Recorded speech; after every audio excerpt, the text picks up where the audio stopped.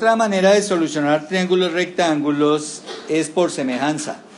Fíjense en la siguiente situación. Supongamos que tenemos estos dos triángulos. Ambos rectángulos ahí, miren. Y la distancia de acá o la base del triángulo grande la vamos a llamar B. La base del triángulo pequeño, la altura del triángulo grande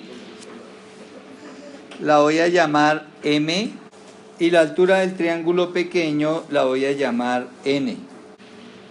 Fíjense que hay algo especial en estos dos triángulos. ¿Qué es lo especial en los dos triángulos?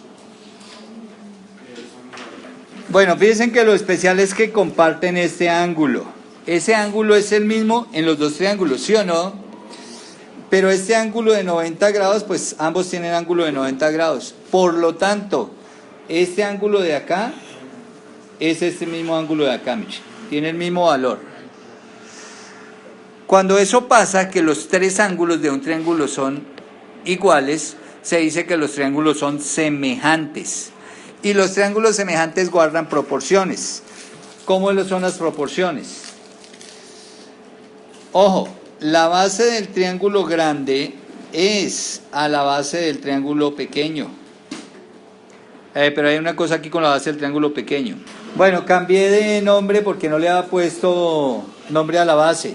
Le había puesto nombre de este segmento, pero no a la base. La base del triángulo grande es esta B. Es a la base del triángulo pequeño. Al dividir esas dos cosas me da un número acá.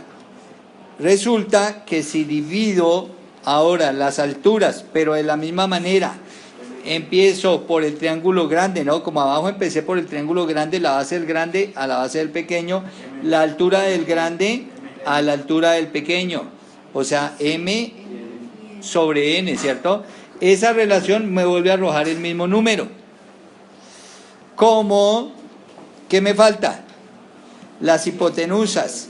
La hipotenusa del grande es a la hipotenusa del pequeño. H es a H minúscula. Y me vuelve a arrojar el mismo número. Este hecho lo voy a utilizar para solucionar triángulos. Por ejemplo, los siguientes triángulos. Bueno, aquí tenemos estos dos triángulos. Fíjense que conozco de estos dos triángulos. Lo primero que se ve es que ambos triángulos son rectángulos acá. Listo, que comparten este ángulo. Ese ángulo es el mismo para los dos. Tienen el mismo vértice. Y por lo tanto ya sabemos que el ángulo de acá es exactamente igual al ángulo de acá. Y eso quiere decir que esos dos triángulos son semejantes. Y como son semejantes, yo puedo utilizar ese criterio para solucionar lo que necesite.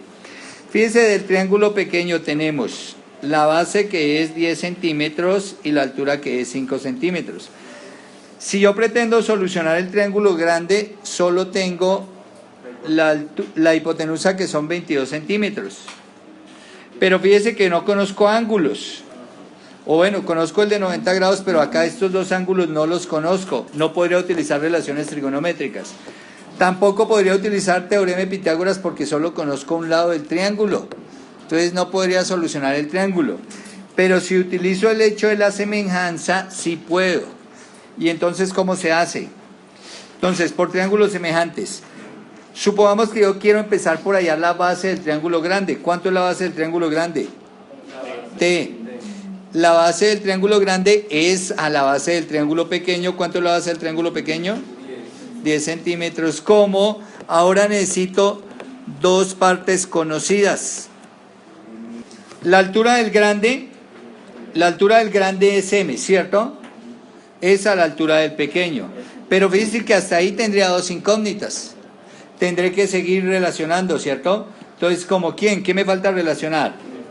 La hipotenusa del grande es a la hipotenusa del pequeño. Pero, ¿conozco la hipotenusa del pequeño? No. ¿Hay alguna manera de hallar esta hipotenusa del pequeño? Claro, porque el triángulo es ¿qué? Rectángulo. Y como este triángulo pequeño es rectángulo, ¿qué diré? Que esta hipotenusa es la raíz cuadrada de una vez haciendo el despeje, ¿cierto? Raíz cuadrada de 5 centímetros al cuadrado más 10 centímetros al cuadrado. O sea que h es igual a 10 al cuadrado me da 100, 5 al cuadrado me da 25, 100 y 25 da 125, ¿cierto? Pero yo no puedo dejar raíz cuadrada de 125, recuerde que el radical lo debo dejar en su mínima expresión. El 125 lo descompongo en los factores primos, que me va a resultar? Quinta, 25, quinta, 5, quinta, 1. O sea que 125 es ¿qué? 5 a la 3. Entonces aquí dejaré como ¿qué? Eso, como es raíz cuadrada, entonces dejaré 5 a la 2 por 5. Y ya sabemos que h es igual, que esto lo separo en dos radicales, ¿no? Raíz cuadrada de 5 a la 2 por raíz cuadrada de 5. Y que estos dos terminan cancelándose. ¿Y qué me queda? Que h es igual a ¿qué? 5 raíz de 5. O sea que acá la hipotenusa del grande, 22 centímetros, es a la hipotenusa del pequeño, que es 5 raíz de 5. Y ahora fíjese que puedo hallar m y puedo hallar t. Si pretendo hallar m, entonces lo que hago es solo tomar esta parte, mire. Me olvido de esta parte, la olvido completamente. Y trabajo con lo que está en el cuadrado. Si trabajo con lo que está en el cuadrado, ¿qué me queda? M sobre 5 igual a 22 sobre 5 raíz de 5. Si voy a despejar m, ¿qué hago con el 5 que está debajo de la m? Sube a multiplicar, ¿cierto? Entonces 22 centímetros multiplicados por 5 sobre 5 raíz de 5. Se cancela, como es multiplicación, mírese, arriba y abajo, se cancela el 5 y el 5. Y me queda 22 sobre raíz de 5. Pero ya saben que no podemos dejar radicales en el denominador, entonces racionalizamos y ¿qué nos queda?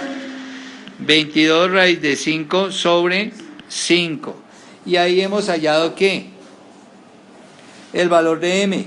¿Y qué es m aquí en mi triángulo? La altura del triángulo grande.